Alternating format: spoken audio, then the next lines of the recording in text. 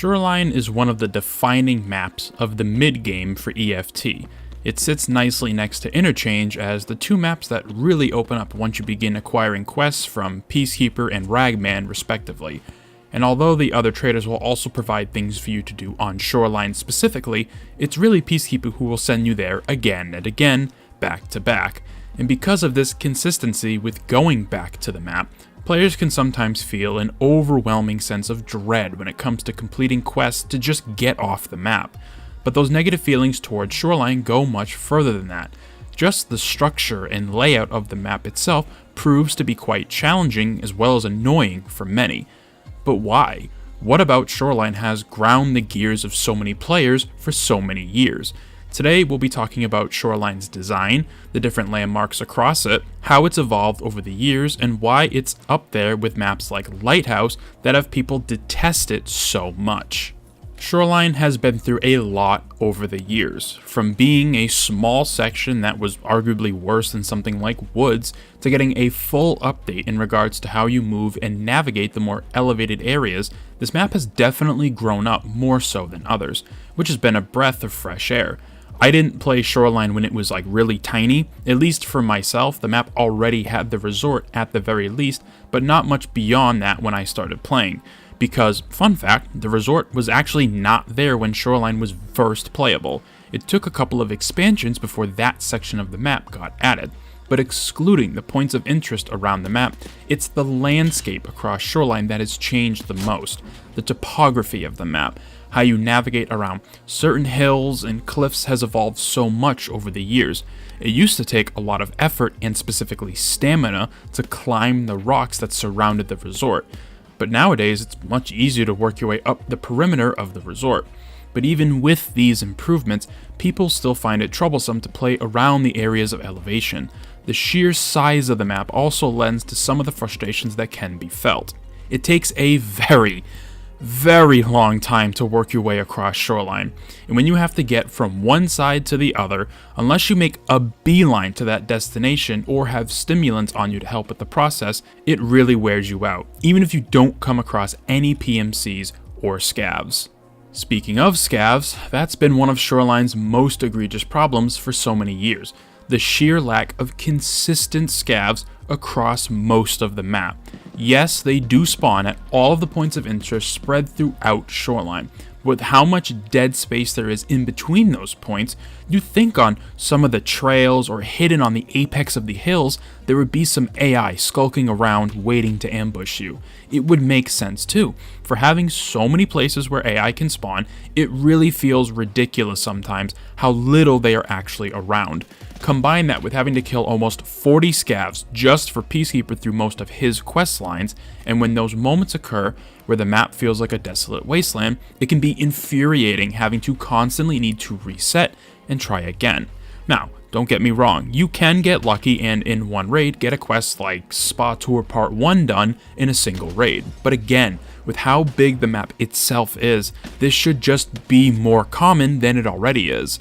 Nothing sucks more than looking for scavs for a quest and being unable to find them. It really feels like sometimes EFT goes out of its way to throttle the amount of scavs on map sometimes, which is something we talked about a while ago in a previous video. When you don't need them, you run into complete hordes, and when you do, there is little to be found. Another point of contention for many is how often you will come back to Shoreline once you start getting quests to do there. The pacing of this map feels off.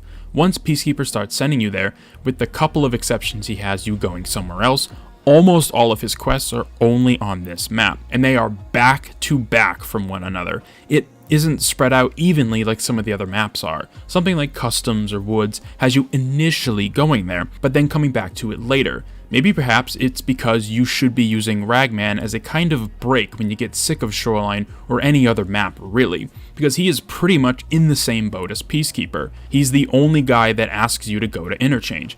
And yet for some reason, maybe this is hypocritical of me to say, that feels fine to me. To be fair, the Interchange arc in Tarkov is not nearly as long as Shoreline or any other map for that matter. It might technically be the map you need to spend the least amount of time on, I could be wrong, But over the years, places like Reserve, Lighthouse, and especially Streets of Tarkov have gotten so many more quests that you will spend an inordinate amount of time on those maps. Maybe it's also because he has several quests where you just need to hand in items, meaning if you already have them, you can simply breeze through a chunk of his quests on offer. I'm not entirely too sure.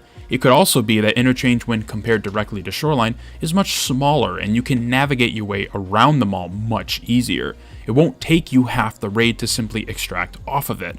Or you can stay until the last 5 minutes, and even then, running to either Emercom or the railway from inside the mall is easy enough.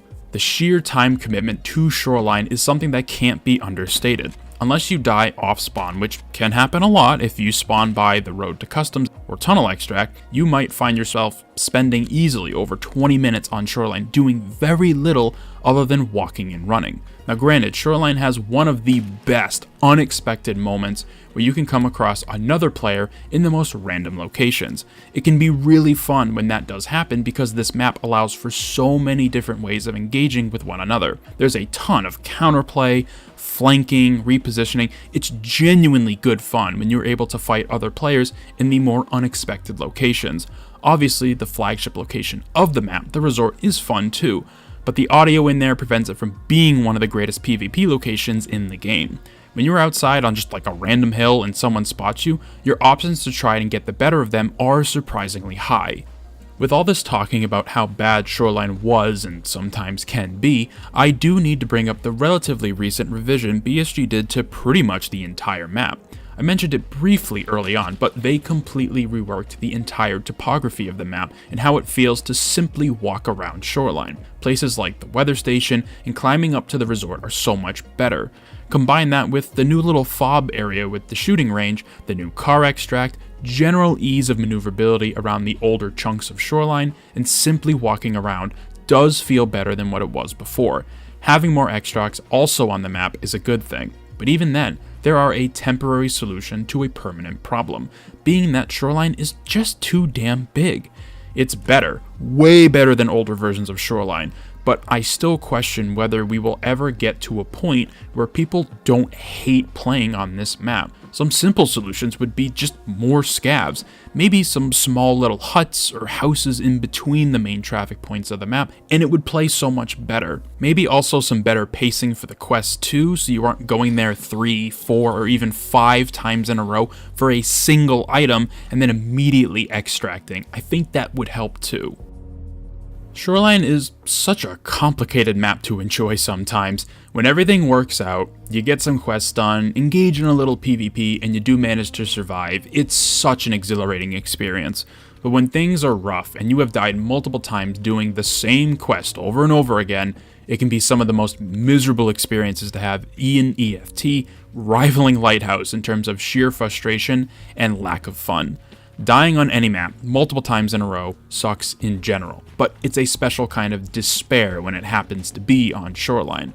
So, to answer the question posed at the start of the video, is Shoreline a bad map in general? No. Are there problems with it that make it difficult to enjoy? Absolutely. Could some of these problems be resolved to make the experience better?